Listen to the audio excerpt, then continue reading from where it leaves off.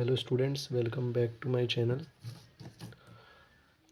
आज हम करने वाले हैं class 10th chapter 1 chemical equation and reaction के सारे इंपॉर्टेंट रिएक्शंस एक ही वीडियो में। ठीक है, तो हम देखते हैं। सबसे पहला चैप्टर के शुरू में आपकी एक रिएक्शन है Mg+O2 गिव्स MgO। क्या होता है ये? तो अगर हम किसी भी मैग्नीशियम एटम को ऑक्सीजन से रिएक्ट कराएं तो उसके ऊपर एक लेयर जम जाती है मैग्नीशियम ऑक्साइड की। तो ये पेपर में क्वेश्चन आता है कि हमको मैग्नीशियम को जलाने से पहले क्यों साफ़ करना पड़ता है, क्योंकि उसके ऊपर एक लेयर जम जाती है। ठीक है, सिंपल सा क्वेश्चन था ये। अगला आता है हम टाइप ऑफ रिएक्शन पे। तो पहला रिएक्शन हमारा कॉम्बिनेशन। जैसा कि पता लग रहा है कि दो रिएक्टेंट को कंबाइन करके एक प्रोडक्ट बनेगा। ठीक है, तो इसको कॉम्बिनेशन कहेंगे। जिसका एग्जांपल है CaO + H2O give CaOH2। CaO क्या है भाई? Quick lime. जब वाटर से रिएक्ट होगा स्लेक लाइम देगा। अगर इसी स्लेक लाइम को वापस मैं कार्बन डाइऑक्साइड से रिएक्ट कर दूँ तो CaCO3 देगा, जिसको हम लाइमस्टोन या मार्बल भी कहते हैं। ऐसे अगर हम मीथेन को रिएक्ट कराएंगे या फिर हम वाटर को रिएक्ट कराएंगे, दोनों के रिएक्शन हैं। ये दोनों रिएक्शन बहुत इंपॉर्टेंट है। ये दोनों रिएक्शन आपके XY के टर्म्स में आते हैं। अगर हम क्या होता है एक्सोथर्मिक रिएक्शन? तो अगर हम ग्लूकोज को वाटर से रिएक्ट कराते हैं, जिसको हम कहते हैं रेस्पिरेशन रिएक्शन, ये रेस्पिरेशन रिएक्शन लिखी हुई है आपकी ये, तो इसके अंदर क्या हो रहा है? एनर्जी रिलीज हो रही है। तो किसी भी रिएक्शन में कोई भी प्रकार की हीट रिलीज हो रही हो, जैसे यहाँ एनर्जी के फॉर्म में रिलीज हो रही है, तो इसको हम कहेंगे एक्सोथर्मिक रिएक्शन। तो पेपर में क्वेश्चन आता है क्यों रेस्पिरेशन को एक्सोथर्मिक कहते हैं? क्योंकि उसके अंदर हीट रिलीज होती है। सिंपल है। अगला हम आते हैं डिकम्पोजिशन रिएक्शन पे। तो डिकम्पोजिशन रिएक्शन जैसा कि दिख रहा है आपको कि एक रिएक्टेंट है, उसको तोड़ के दो प्रोडक्ट बनाया जा रहा है। तो डिकम्पोज करके दो प्रोडक्ट बन जाए तो उसको हम कहेंगे डिकम्पोजिशन रिएक्शन। ठीक है, इसके तीन टाइप होते हैं: थर्मल डिकम्पोजिशन, इलेक्ट्रोलाइटिक, फोटोलाइटिक। ठीक है, थर्मल क्या है? जिसके अंदर हीट लग रही हो और हीट से हम तोड़ रहे हो किसी चीज़ को। जैसे अगर हम FeSO4 आयरन सल्फेट को तोड़ें तो वो आयरन ऑक्साइड SO2 SO3 बनता है। इसके अंदर कलर चेंज होता है ग्रीन से रेडिश ब्राउन में। ठीक है, ऐसी जो हमने अभी लाइमस्टोन पढ़ा था, उसको भी अगर हम तोड़ें तो CaO + CO2 बन सकता है। ऐसे अगर हम लेड नाइट्रेट को तोड़ें तो वो PbO और NO2 बन सकता है। इसका ब्राउन फ्यूम्स निकलता है। ठीक है, तो आपको सब पता होना चाहिए। इलेक्ट्रोलाइटिक डिकम्पोजिशन में सिंपल हम वाटर को तोड़ते हैं, इलेक्ट्रिक करंट पास कराया, H2O2 में टूट गया। इसमें होता क्या है? एक दो रॉड है आपके पास, कैथोड एनोड। कैथोड पे निकलता है हाइड्रोजन गैस और एनोड पे निकलता है O2 गैस।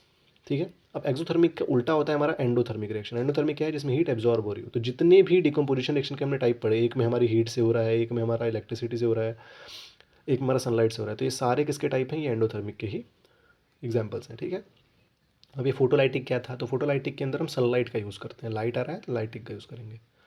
इसमें हम सिल्वर क्लोराइड को इसमें बता देते हैं। सिल्वर क्लोराइड का भी इसमें कलर चेंज होता है। ठीक है, ये ग्रे कलर में चेंज हो जाता है। ठीक है, ये दोनों रिएक्शन हमारे किस में यूज होते हैं? फोटोलाइटिक डिकम्पोजिशन हमारे जो होते हैं, तो ये यूज होते हैं तुम्हारे ब्लैक एंड वाइट फोटोग्राफी में। ठीक है, अगला हम आते हैं डिस्प्लेसमेंट रिएक्शन। इसमें एक यहाँ पे एक रिएक्टिविटी सीरीज दी गई है आपको। ये मेटल नॉन मेटल में भी हम पढ़ेंगे। इस रिएक्टिविटी सीरीज में जो मेटल सबसे ऊपर आएगा ना, वो नीचे वाले को क्या कर देगा? उसकी जगह से डिस्प्लेस कर देगा। जैसे कि डेफिनेशन लिखा है, high reactive metal displace less reactive. तो अगर हमें बात करें Fe + CuSO4 gives FeSO4 + Cu, तो यहाँ देखो Fe ये रहा, Cu उसके नीचे आता है, तो इसलिए उसने उसको डिस्प्लेस कर दिया। इसमें ब्लू से ग्रीन कलर चेंज होता है। ऐसे जिंक प्लस कॉपर सल्फेट अगर आप देखें, जिंक ऊपर है कॉपर के, तो उसने उसको डिस्प्लेस कर दिया। सिंपल सा रूल है ये। अगर आप बोलेंगे तो मैं इसको याद करने की आपको ट्रिक बता दूंगा, तो कमेंट करेंगे जिसको अगर ट्रिक चाहिए तो मैं ट्रिक की एक वीडियो बना दूंगा। ठीक है, आगे हम बात करते हैं डबल डिस्प्लेसमेंट रिएक्शन पे। तो डबल डिस्प्लेसमेंट में क्या होता है? म्यूचुअली आयंस का एक्सचेंज होता है। जैसे यहाँ पे Na2SO4 BaCl2 था, तो इन्होंने आपस में Ba चले जाएगा SO4 के पास, Na चले जाएगा Cl के पास। ठीक है, अच्छा यहाँ पे ना प्रेसिपिटेट बन रहा है। वाइट PPT मतलब क्या है? कि वाइट कलर का प्रेसिपिटेट बन रहा है। प्रेसिपिटेट मतलब होता है अगर हम कोई भी सोल्यूशन बनाते हैं तो नीचे ना जम जाता है कुछ, वो घुलेगा नहीं, इनसॉल्युबल होगा, तो उसको वाइट प्रेसिपिटेट कहते हैं। तो किसी भी डबल डिस्प्लेसमेंट रिएक्शन में अगर प्रेसिपिटेट बन रहा है तो उसको हम कहेंगे प्रेसिपिटेशन रिएक्शन। ये बात याद रखनी है आपको कि हर एक double displacement reaction precipitation reaction नहीं होता है। जिसमें प्रेसिपिटेट बनेगा वही होगा। सिंपल सी बात है।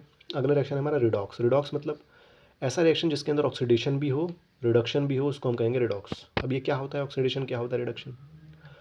या तो ऑक्सीजन जुड़ जाए या हाइड्रोजन हट जाए तो ऑक्सीडेशन होगा, या हाइड्रोजन जुड़ जाए ऑक्सीजन हट जाए तो रिडक्शन होगा। जैसे अगर इस रिएक्शन की मैं बात करूँ तो CuO जो है वो क्या हो रहा है? उसके अंदर से ऑक्सीजन हट रहा है, तो ये रिडक्शन हो गया।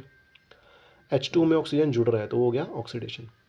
दो चीज़ें और होती हैं इसके अंदर, ऑक्सीडाइजिंग एजेंट, रिड्यूसिंग एजेंट। तो जिसका रिडक्शन होगा उसको हम ऑक्सीडाइजिंग एजेंट कहेंगे, जिसका ऑक्सीडेशन होगा उसको हम रिड्यूसिंग एजेंट कहेंगे। सिंपल सी बात है। एक और रिएक्शन है, ये आप खुद करेंगे होमवर्क में। सेम होगा इसमें। जैसे अगर MnO2 है तो ऑक्सीजन हट रहा है यहाँ पे Mn के पास, तो इसका रिडक्शन हो गया। HCl में ऑक्सीजन जुड़ रहा है तो उसका ऑक्सीडेशन हो गया। ठीक है। हमेशा याद रखेंगे आप रिएक्टेंट साइड ही पेपर में लिखेंगे। अगर रिडक्शन या ऑक्सीडेशन पूछ रहा है तो जैसे रिडक्शन यहाँ पे CuO का हो रहा है, ऑक्सीडेशन यहाँ पे H2 हो रहा है, प्रोडक्ट साइड लिखेंगे तो गलत हो जाएगा। अगला टॉपिक है हमारा कोरोजन। कोरोजन क्या है, अगर किसी भी मेटल को हम एक्सपोज करें एयर में तो उसके ऊपर एक हाइड्रेटेड ऑक्साइड की लेयर जम जाती है, उसको कोरोजन कहते हैं। जैसे कॉपर पे अगर हम एयर में रिएक्ट करें तो वो ब्राउन से ब्लैक हो जाता है। इसको ठीक कैसे करते हैं हम, गैल्वेनाइजेशन यानी कि जिंक की प्लेटिंग कर दो या पेंटिंग करके। अगर यही कोरोजन हमारा आयरन के अंदर हो जाए, जैसे अगर हमने ऊपर अभी पढ़ा था Fe2O3 वाला ये रिएक्शन पढ़ा है हमने कि ब्राउन हो जाता है आयरन, ठीक है, तो ये हम रस्टिंग ऑफ आयरन कहते हैं इसको। आयरन के केस में हम इसको कोरोजन ना कह के क्या कहेंगे, रस्टिंग ऑफ आयरन कहेंगे, ठीक है। अगर यही चीज़ डेंसिटी अगर खाने में हो जाए, मान लो कि अगर फूड को हम एयर या मॉइस्चर से रिएक्ट करते हैं तो उसका ना स्मेल या बैड टेस्ट लग जाता है। तुम देखा होगा ब्रेड को बहुत दिन तक रख दो, ब्रेड पे फंगी आ जाती है, तो उसको डेंसिटी कहते हैं। कैसे ठीक करते हैं लोग, रेफ्रिजरेटर में फ्रिज में खाना रख सकते हैं, या फिर आप देखेंगे चिप्स के पैकेट वगैरह में आपको नाइट्रोजन वगैरह गैस फिल करी जाती है। तो ये सब करके हम क्या कर सकते हैं, फूड को ठीक कर सकते हैं। सिंपल सी बात है। ओके, अगर आपको वीडियो अच्छी लगी तो लाइक करें, सब्सक्राइब करें और बने रहें चैनल पे। नेक्स्ट चैप्टर करेंगे हम चैप्टर 2, ठीक है। जय हिंद।